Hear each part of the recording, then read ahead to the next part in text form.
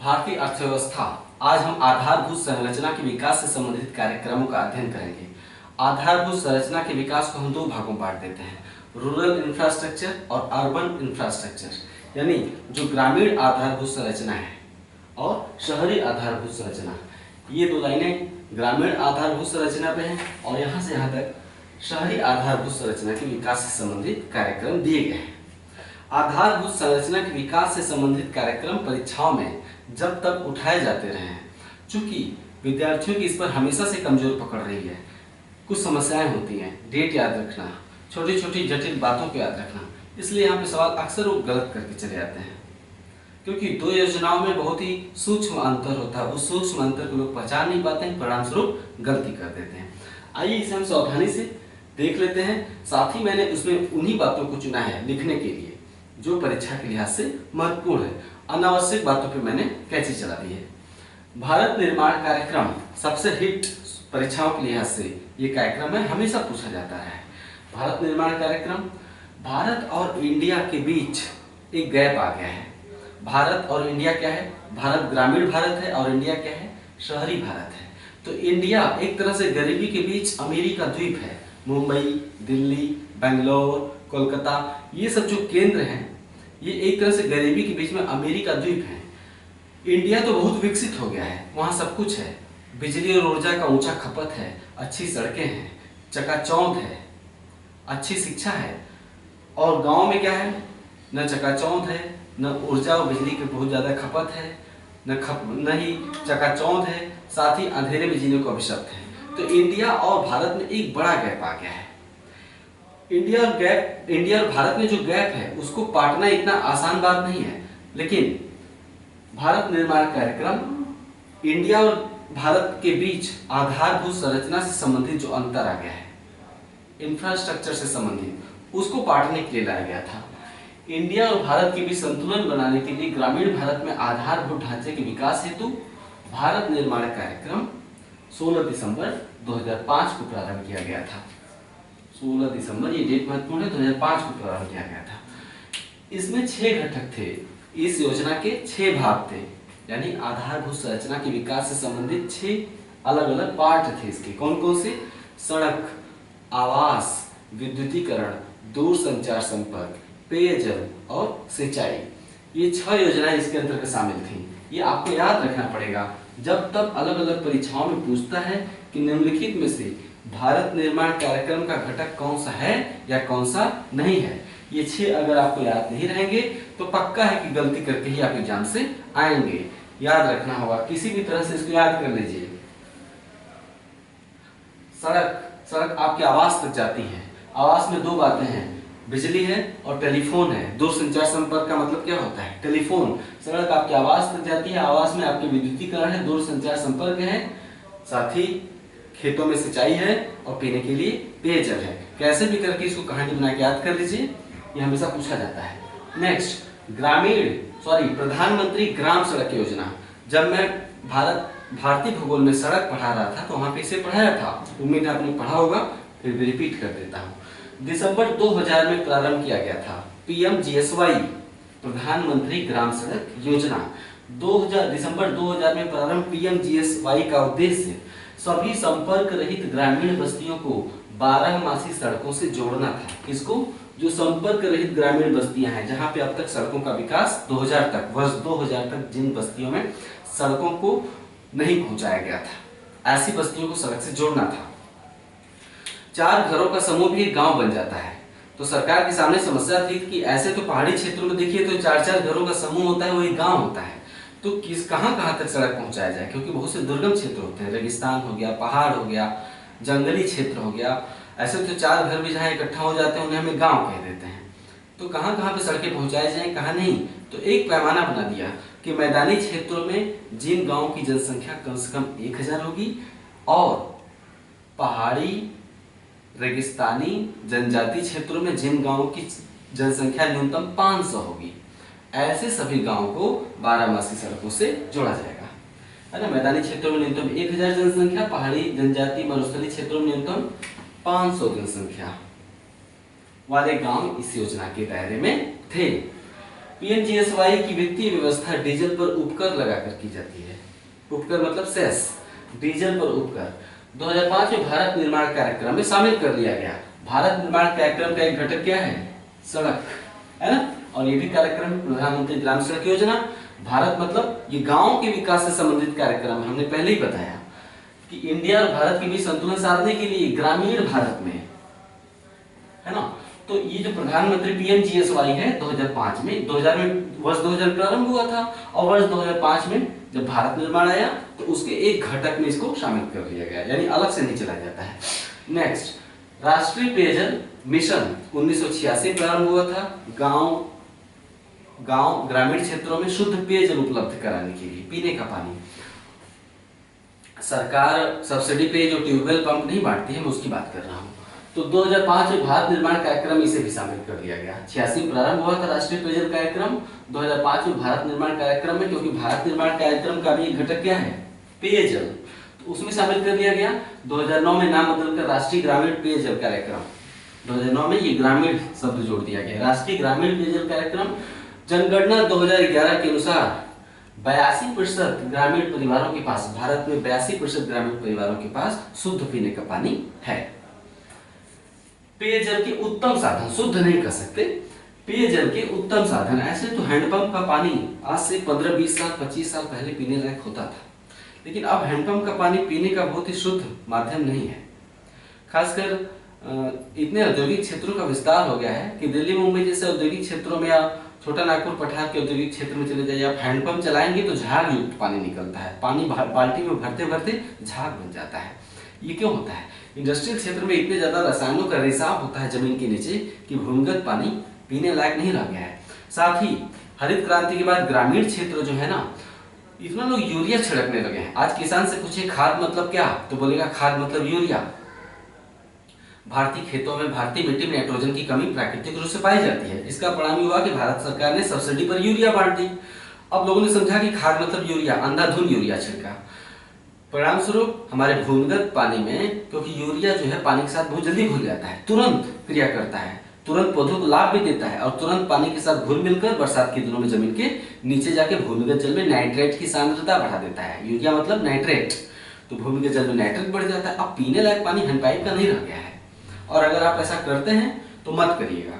ग्रामीण क्षेत्रों में भी हैंडपाइप का पानी अब पीने लायक शुद्ध नहीं रह गया है। ग्रामीण क्षेत्रों में अक्सर लोग बूढ़े दिखते हैं, 45-50 के होते होते आप देखते होंगे वृद्ध दिखने लगते हैं। वो कहीं न कहीं से हैंडपाइप के पानी का कमाल होता है। ठीक है, तो जनगणना 2011 के अनुसार 82% ग्रामीण परिवारों के पास पेयजल के उत्तम साधन है, मतलब हैंडपाइप है, लोग पानी पी लेते हैं। स्वच्छ भारत मिशन, ग्रामीण स्वच्छ भारत मिशन के दो पार्ट हैं, एक शहरी और एक ग्रामीण। हम यहाँ ग्रामीण का अध्ययन करेंगे। 1986 में सबसे पहले इस संदर्भ में एक कार्यक्रम लाया गया था। 1986 की ही बात है। केंद्रीय ग्रामीण स्वच्छता कार्यक्रम, यानी स्वच्छ भारत कोई अपने तरह का नया कार्यक्रम नहीं है, इस तरह के कार्यक्रम पहले भी लाए जाते रहे हैं। मोदी गवर्नमेंट की विशेषता ये होती है कि किसी भी कार्यक्रम को आंदोलन बनाने लगती है, पहले की सरकारें ऐसा नहीं कर पाई। यानी किसी कार्यक्रम को मोदी गवर्नमेंट चर्चित बना देती है, लोगों में उसकी स्वीकार्यता को बढ़ा दिया जाता है। लेकिन अब इसका कोई नाम भी नहीं जानता होगा, बहुत कम ही लोग इसका नाम सुने होंगे, है ना। तो पहले की गवर्नमेंट ये काम नहीं कर पाती थी उतना। 1986 में केंद्रीय ग्रामीण स्वच्छता कार्यक्रम, इसी का नाम बदलकर 2012 में निर्मल भारत अभियान कर दिया गया। निर्मल भारत अभियान का नाम आप सुने गए थे, काफी प्रचारित किया गया था। खासकर विद्या बालन एक एडवर्टीजमेंट में आती है, विद्या बालन बैठी रहती है, एक नई नवेली दुल्हन गांव में उतारी जाती है। तो दुल्हन जब पानी पीने के लिए घूंघट उठाती है तो उसका ससुर बोलता है कि घूंघट नीचे। फिर थोड़ी देर बाद शौच जाने के लिए खेत में चले जाते हैं लोग। तो विद्या बालन फिर एक कटाक्ष करती है, बहुत ही शर्मिंदा करने वाला, कि ऐसे तो पानी पीने के लिए घूंघट उठाना भी मंजूर नहीं है और अपनी बहू बेटियों को आप खेत में भेज देते हैं। तो वो निर्मल भारत अभियान का ब्रांड एम्बेसडर थी विद्या बालन, इसलिए वो प्रचार करती थी। तो निर्मल भारत अभियान, वास्तव में ये दोनों अभियान शौचालय के निर्माण से संबंधित थे। ग्रामीण क्षेत्रों में शौचालय के निर्माण से संबंधित। ग्रामीण क्षेत्रों में अक्सर आप देखते होंगे कि बहुत इज्जतदार लोग बनते हैं। वो विद्या बालन का जो एडवर्टीजमेंट था एकदम सटीक था। बहुत से लोग बहुत इज्जतदार बनते हैं, द्वार पे हाथी भी बंधी है ना, 10-20 गाय हैं, 10-20 भैंसे हैं, बहुत बड़ा द्वार है ना।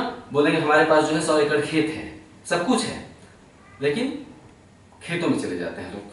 तो ये बहुत बड़ी समस्या थी वास्तव में। ये आने वाले दिनों में क्या पिछले कुछ वर्षों से ऐसा हो रहा था कि भारत के लिए एक राष्ट्रीय शर्म का विषय कहा जाता था। भारत के लिए एक राष्ट्रीय शर्म बना हुआ था, है ना। ट्रेनों से आप चलते होंगे तो सुबह के नजारे दिखते ही होंगे। तो ये राष्ट्रीय शर्म का विषय था। खासकर जो फॉरेनर लोग आते थे तो उसके फोटो खींच के अपने देशों में ले जाकर बड़े मजे लेते थे। हालांकि अब धीरे धीरे प्रवृत्ति कम हो रही है, लेकिन भारतीयों को समझाना कोई चीज बड़ा ही मुश्किल होता है। तो निर्मल भारत अभियान 2012 में हुआ। 2 अक्टूबर 2014 से स्वच्छ भारत मिशन प्रारंभ किया गया। मोदी गवर्नमेंट की योजना थी, स्वच्छ भारत का खूब प्रचार किया गया। इसके अंतर्गत सभी ग्रामीण परिवारों को शौचालय की सुविधा प्रदान कर 2 अक्टूबर 2019 तक खुले में शौच मुक्त भारत का निर्माण करना था। कब तक?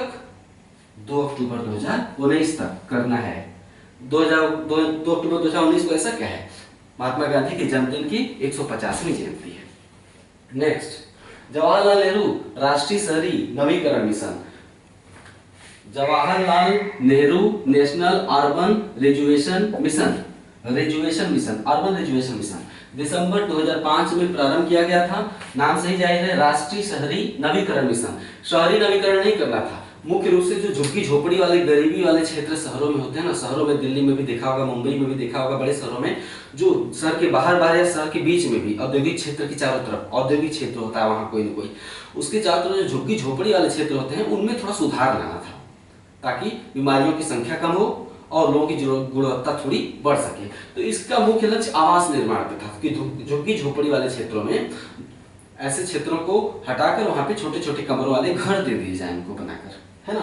तो 7 वर्ष की अवधि के लिए प्रारंभ सब शहरी गरीबों के लिए आवास और मूलभूत सुविधाओं जैसे पेयजल, है ना। आमतौर पर देखा होगा झुग्गी झोपड़ी वाले क्षेत्रों में जो हैंडपंप लगे होते हैं वो किसी नाले के किनारे होते हैं, गड्ढे के किनारे होते हैं, यानी नाला भी उसी गड्ढे में प्रवाहित हो रहा है और हैंडपंप भी उसी गड्ढे के किनारे है, यानी जल का रिसाव हो रहा है, लोगों के मुंह में जा रहा है वो पानी। तो ये बड़े ही गंदे और बजबजाते हुए क्षेत्र होते हैं जो शहरी क्षेत्रों के झुग्गी झोपड़ी वाले क्षेत्र होते हैं। तो उनमें सुधार करने के लिए मुख्य रूप से फोकस था। नाम है जवाहरलाल नेहरू राष्ट्रीय शहरी नवीकरण mission. Atal mission for rejuvenation and urban transformation, 7 साल बाद जब ये खत्म हो गया, समाप्त, जवाहरलाल नेहरू कार्यक्रम, उसी का स्थान ले लिया Atal mission for rejuvenation and urban transformation. इसको संक्षेप में कहते हैं अमृत। अमृत का full form Atal mission for rejuvenation and urban transformation, वही यहाँ पे लिखा हुआ है। इसका शॉर्ट नाम होगा अमृत। हिंदी में क्या बोलेंगे? रिजुवेशन मतलब होता है पुनरुद्धार, नहीं सॉरी नवीकरण। रिजुवेशन मतलब नवीकरण और रूपांतरण, अर्बन रूपांतरण मतलब शहरी रूपांतरण। शहरी नवीकरण और रूपांतरण के लिए अटल मिशन, है ना। इसमें क्या है? अप्रैल 2015 से प्रारंभ हुआ। ये कब प्रारंभ हुआ था? इसी का स्थान लिया है ना इसमें। दिसंबर 2005 में प्रारंभ हुआ था, ये अप्रैल 2015 यानी 10 साल बाद प्रारंभ हुआ। 1 लाख से अधिक आबादी वाले 500 शहरों और कस्बों में क्रियान्वित किया जाएगा। किसमें क्रियान्वित किया जाएगा? अमृत ऐसे शहरों में जिनकी आबादी 1 लाख या उससे अधिक है, यानी किसी शहर की आबादी 75,000 है तो वहां पे अमृत कार्यक्रम नहीं लाया जाएगा। तो 1 लाख से अधिक आबादी वाले 500 शहरों कस्बों में क्रियान्वित किया जाएगा। क्या क्या है कार्यक्रम में? कार्यक्रम 4 बातें हैं। 1 लाख से अधिक आबादी वाली 500 शहरों में सीवेज नेटवर्क को बेहतर बनाया जाएगा। सीवेज नेटवर्क, घरों में पाइपलाइन द्वारा जलापूर्ति को बेहतर बनाया जाएगा। सौर ऊर्जा से चालित परिवहन को बढ़ावा दिया जाएगा ताकि वायु प्रदूषण कम हो। पार्कों और हरित स्थलों का विकास किया जाएगा ताकि लोगों को थोड़ा स्पेस मिले, है ना। ये 4 बातों पे फोकस किया गया है। इसे याद कर लीजिएगा कि अमृत में निम्नलिखित में से कौन सा घटक शामिल है या कौन सा घटक शामिल नहीं है। ये चारों याद रखेंगे तभी सही उत्तर दे पाएंगे। नेक्स्ट, हृदय योजना। हमारे कुछ पुराने शहर हैं उसमें बहुत सारी विरासत है, जैसे बनारस में क्या क्या विरासत है? सारनाथ एक बौद्ध केंद्र के रूप में है। साथ ही बनारस में जो घाट हैं, 80 से अधिक घाट है बनारस में, वो भी बनारस की एक विरासत है। क्यों? हजारों वर्षों से वो घाट चले आ रहे हैं, एक परंपरा है वहां का, है ना। तो ऐसे शहर जहां जो कि बहुत पुराने हैं और राष्ट्रीय विरासत यानी राष्ट्रीय धरोहर के रूप में है, उनको सुरक्षित करने के लिए, उनका संवर्धन करने के लिए जो योजना लाई गई है उसे कहते हैं हृदय परियोजना। हृदय परियोजना कब लाई गई? जनवरी 2015 में। इसका फुल फॉर्म क्या है? धरोहर शहर विकास। धरोहर शहर मतलब जैसे बनारस हो गया, है ना। बनारस के अलावा जैसे द्वारका हो गया, अजमेर हो गया, अमृतसर हो गया, मथुरा हो गया, गया हो गया, अमरावती हो गया, कांचीपुरम हो गया, जहाँ की साड़ियाँ प्रसिद्ध है। बनारस के अलावा कांचीपुरम की साड़ियाँ प्रसिद्ध है ना। तो ये जो धरोहर शहर है, धरोहर शहर, उनका विकास और संवर्धन कार्यक्रम, यानी हृदय परियोजना का फुल फॉर्म है धरोहर शहर विकास एवं संवर्धन कार्यक्रम, संवर्धन योजना। इसमें 12 चुनिंदा शहरों की विरासत संरक्षण के लिए अगले 2 वर्षों में 500 करोड़ खर्च किए जाएंगे। 500 करोड़ खर्च किए जाएंगे धरोहर शहरों के लिए, धरोहर शहरों के विकास पर 500 करोड़। कितने धरोहर शहरों का चुनाव किया गया है? 12। ये 12 धरोहर शहर कौन से हैं? यहाँ पे लिखा है 12 चुनिंदा धरोहर शहर, 12 चुनिंदा शहर याद रखिएगा। वाराणसी, मथुरा, गया, अमृतसर, द्वारका, वारंगल, अमरावती, बादामी, पुरी, कांचीपुरम, वेलांकली, ये 12 शहरों के नाम याद रख लीजिए। इसमें उत्तर प्रदेश के 2 शहर हैं, मथुरा और वाराणसी, यानी हृदय परियोजना में उत्तर प्रदेश के किन 2 शहरों का चयन किया गया है? मथुरा और वाराणसी, ये दोनों उत्तर प्रदेश की धरोहर शहर हैं। ऐसे तो आगरा भी धरोहर शहर है, लेकिन अभी आगरा इसमें शामिल नहीं हो सकता, बाद में शामिल कर लिया जाए। स्मार्ट सिटी योजना भारतीय शहरों को एक वैश्विक पहचान देने के लिए, भारतीय शहरों को अंतरराष्ट्रीय स्तर प्रदान करने के लिए अप्रैल 2015 में प्रारंभ किया गया। 100 शहरों को स्मार्ट सिटी बनाना है। लक्ष्य क्या है? 100 शहर का चयन करना है जिनको स्मार्ट सिटी बनाया जाएगा। स्मार्ट सिटी मतलब यही नहीं होता है उसको न्यूयॉर्क और वाशिंगटन डीसी या टोक्यो जैसा बना दीजिए। स्मार्ट सिटी वो होता है जो अपनी विरासत और अपनी परंपरा को न खोए। स्मार्ट सिटी मतलब ये नहीं कि बनारस को आप मुंबई की तरह बना दीजिए। बनारस को मुंबई की तरह बना देंगे तो बनारस रह कहां जाएगा? वो तो मुंबई हो जाएगा। बनारस को स्मार्ट सिटी बनाने का मतलब है कि बनारस बनारस ही रहे, इलाहाबाद इलाहाबाद ही रहे, उसकी पहचान मत छीन लीजिए। ये नहीं कि ऊंची ऊंची बिल्डिंगें खड़ा कर दीजिए हो गया स्मार्ट सिटी। आप लंदन देखे होंगे मूवीज में, लंदन में ऊंची ऊंची बहुमंजिला इमारतें नहीं बनाई जाती हैं, ऐसा अलाउ ही नहीं है। लखनऊ में भी ऐसा अलाउ नहीं है। लखनऊ में भी आपने ध्यान दिया होगा कि जो प्राचीन भवन है, बिल्डिंग, उनको तोड़ा नहीं जाता है। यही कारण है कि आप लखनऊ में शहर के बीचों बीच आप देखते होंगे कि मकान के प्लास्टर गिर गए हैं, छोटी छोटी ईंटें झाँक रही हैं, जो कि मुगल काल की बनी हुई हैं। मुगल काल में छोटी छोटी ईंटों का प्रयोग किया जाता था, लेकिन उस पर नया प्लास्टर नहीं चढ़ाया जाता है। यानी जो चीजें हैं उसको वैसा ही बनाए रखो। स्मार्ट बनाना है तो क्या करो? सड़कों को अच्छा कर दो, परिवहन व्यवस्था बढ़िया कर दो, ट्रैफिक व्यवस्था को सुचारू कर दो, ग्रीन लाइट, रेड लाइट। इसके अलावा जो सीवेज होता है, सीवेज कहीं फंसे नहीं। जब बरसात हो तो पानी सारा का सारा निकल जाए, यानी कि सीवर का पानी निकल के शहरों पे, सड़कों पे बहने लगे, है ना। तो ट्रैफिक की व्यवस्था अच्छी कर दो, सीवेज अच्छा बना दो, सीवेज ट्रीटमेंट प्लांटों की स्थापना करो ताकि सीवेज का पानी डायरेक्ट नदियों में ना गिरे। पहले ट्रीटमेंट प्लांट में जाए, मोटे कचरे को छान लिया जाए, फिर पानी को बहाया जाए नदियों में, है ना। तो और साथ ही 24 घंटे बिजली दो। तो स्मार्ट बनाने का मतलब है कि जीवन को आसान और सुचारू बना दो, उसकी पहचान बनाए रखते हुए, यानी कि पहचान छीन लो। तो स्मार्ट सिटी मतलब ये कभी नहीं होता है कि वहां बहुमंजिली इमारतें खड़ी कर दी जाएं। जब तक कि मैंने देखा कि आम लोग यही समझते हैं कि बनारस स्मार्ट सिटी बनेगा मतलब कि मुंबई की तरह हो जाएगा। ऐसा लोग बेवकूफी करते हुए अक्सर दिख जाते हैं। तो भारतीय शहरों को अंतरराष्ट्रीय स्तर प्रदान करने के लिए अप्रैल 2015 में प्रारंभ किया गया। 100 शहरों को स्मार्ट बनाना है। शहरों का चयन किया जा रहा है, किस आधार पर? बारी बारी किया जा रहा है। अभी तीसरे चौथे चरण का चयन हाल ही में किया गया है। किस आधार पर?